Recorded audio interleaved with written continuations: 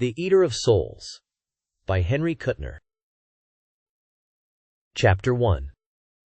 They tell it in Bel Yarnak, in a language not of earth, that a malignant and terrible being once dwelt in that incredible abyss named the Grey Gulf of Yarnak, not on earth, nor on any planet that spins about any star in the skies we know, is Bel Yarnak, but beyond Betelgeuse, beyond the giant stars, on a green and joyous world still in its lusty youth, are the towers and silver minarets of this city. Nor are the dwellers in Bel Yarnak anthropoid, nor in any way manlike.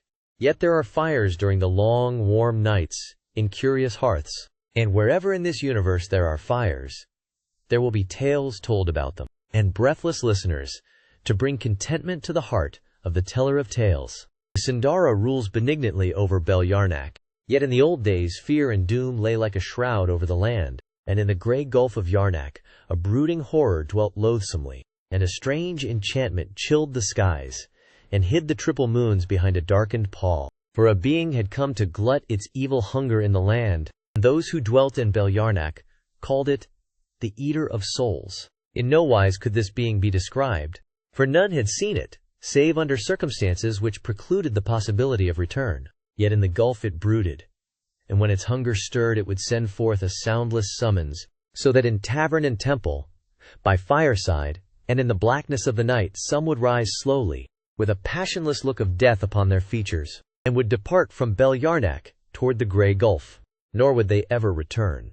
It was said that the thing in the gulf was half a demon and half a god, and that the souls of those whom it slew served it eternally, fulfilling strange missions in the icy wastes between the stars.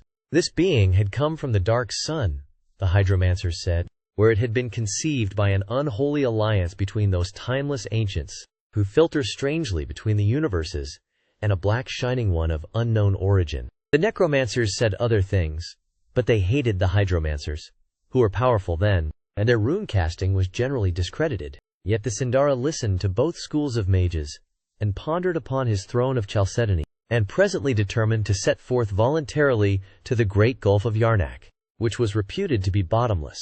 The necromancers gave the Sindara curious implements, made of the bones of the dead, and the hydromancers gave him intricately twisted transparent tubes of crystal, which would be useful in battling the Eater of Souls. Thereafter the necromancers and the hydromancers squatted on their haunches in the city gate, and howled dismally, as the Sindara rode westward on his gorlak, that fleet but repugnantly shaped reptile. After a time, the Sindara discarded both the weapons of the hydromancers and the necromancers, for he was a worshipper of Vorvados, as had been each Sindara in his time. None might worship Vorvados save the Sindara of Bel Yarnak, for such is the god's command. And presently the Sindara dismounted from his gorlak and prayed fervently to Vorvados. For a time there was no response.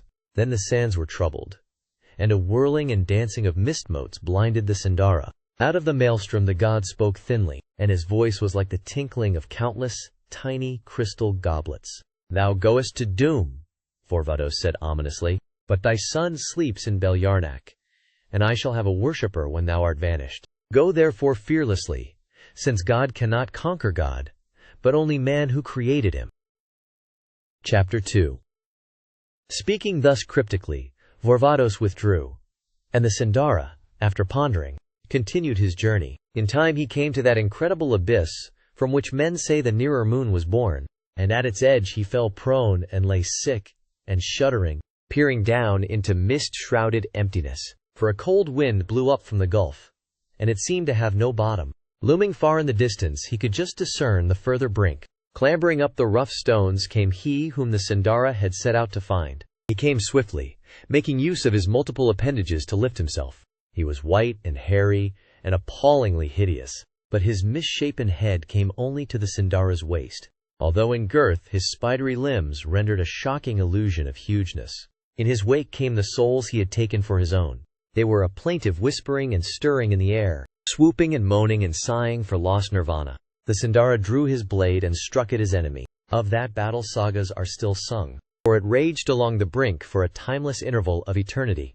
In the end, the Sindara was hacked and bleeding and spent, and his opponent was untouched and chuckling loathsomely. Then the demon prepared for his meal. Into the Sindara's mind came a whisper, the thin calling of Vorvados.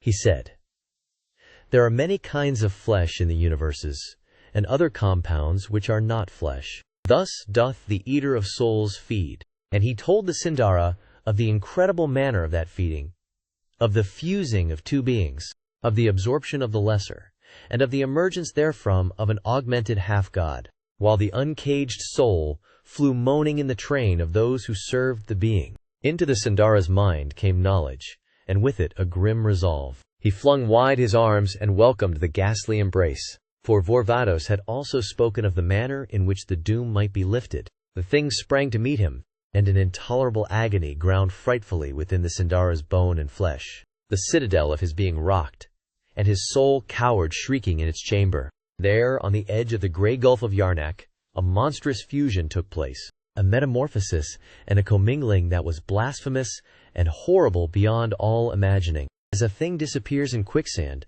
so the being and the Sindara melted into each other's body. Yet even in that blinding agony, a sharper pain came to the Sindara, as he saw across the plain the beauty of this land over which he had ruled. He thought he had never seen anything so beautiful as this green and joyous land of his, and a pain was in his heart, a sense of empty loss, and an aching void which could not ever be filled. And he looked away to the black, evil eyes of the eater of souls that were but inches away from his own, and he looked beyond the being, to where cold emptiness lay gray and horrible. There were tears in his eyes, and a gnawing ache in his heart, for the silver minarets and towers of Bel Yarnak, that had lain naked and beautiful beneath the glowing light of the triple moons, for he should never see that place any more. He turned his head again, and for the last time, blinded with his tears, and with his doom upon him, as he leaped forward he heard a frightful despairing shriek, and then half god and man were spinning dizzily downward, seeing the precipice rushing up past them, for Vorvados had said that thus, and only thus, could the spell be lifted. And the cliff wall curved inward as it swept down, so presently it receded into the dim gray haze, and the Sindara fell in empty mist and into final unstirring darkness. Thank you for tuning in to Vibe Books.